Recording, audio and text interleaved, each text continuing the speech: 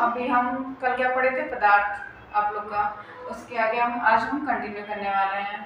तो मैं उम्मीद करती हूँ आप लोग स्वस्थ हो गए, मस्त हो गए और अपनी पढ़ाई में व्यस्त हो गए। तो हम क्या देखने वाले हैं, जो हमने कल पढ़ा था पदार्थ। तो आप लोग को पता होगा, अगर आपको नहीं पता होगा तो आप पिछला वीडियो देख के आना, पदार्थ किसे कहते हैं। ठीक है बच्चों, मैंने कल पदार्थ को डिटेल में समझा दिया था।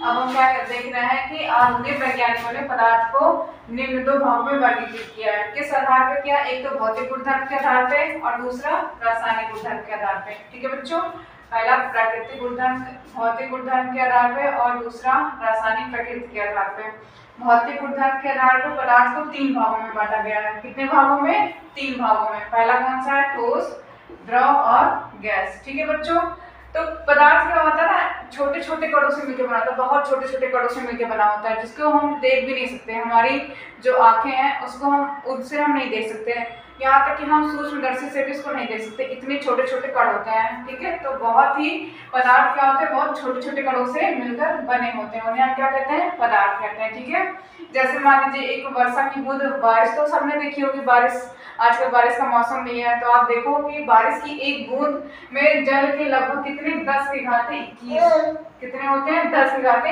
21 कण होते हैं उसमें। ठीक है, तो मतलब आप सोच भी नहीं सकते कि 10 के पावर 21 मतलब बहुत ज्यादा होता है। तो इतने छोटे छोटे कणों से मिलके बने होते हैं। ठीक है बच्चों, अब क्या देख रहे हैं कि ये तो आपको समझ में आ गया ना कि पदार्थ जो होता है वो छोटे छोटे कणों से मिलकर बना होता है। पदार्थ के कणों के ये निम्नलिखित लक्षण होते हैं। पहला क्या होता है, उनके अत्यधिक, पदार्थ के कण अत्यधिक क्या होते हैं? छोटे होते हैं। दूसरा क्या है कि कणों के बीच में एक स्थान होता है। तीसरा क्या, ये निरंतर गतिशील होते हैं और एक दूसरे को क्या करते हैं? ये आकर्षित करते रहते हैं। तो ये क्या होते हैं? पदार्थ के लक्षण होते हैं। ठीक है, ये एक तो सबसे छोटे होंगे, अत्यधिक छोटे होंगे, इनके बीच में रिक्त स्थान होगा और ये क्या करेंगे? निरंतर चलते रहते हैं, निरंतर गतिशील रहते हैं। ये एक तरीके से शांत नहीं बैठते, हमेशा चलते रहते हैं और एक दूसरे को क्या करते हैं? ये आकर्षित करते रहते हैं। तो पदार्थ के गण क्या है? एक दूसरे को आकर्षित करेंगे। फिर ठीक, हम क्या पढ़ रहे हैं कि पदार्थ की कितनी अवस्थाएं होती हैं। ठीक है बच्चों, ये समझ में आना, पदार्थ के ये इतने गुण होते हैं, अगर कोई पदार्थ है तो उसमें ये गुण होने चाहिए।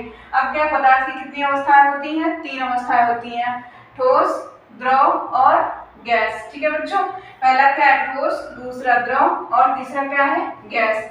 अब हम क्या पढ़ेंगे? ठोस के बारे में, ठोस क्या होता है और ठोस के क्या लक्षण होते हैं। ठीक है बच्चों, अगला वीडियो में हम पढ़ेंगे कि ठोस क्या होता है, ठोस के लक्षण होते हैं, ठोस में क्या क्या लक्षण होंगे, तब हम उसको क्या कहेंगे? ठोस कहेंगे। तो ठोस, द्रव और गैस, पदार्थ की कितनी अवस्थाएं होती हैं? 3, ठोस, द्रव और गैस। ये तो आपको समझ में आ गया ना, पदार्थ के कणों के क्या लक्षण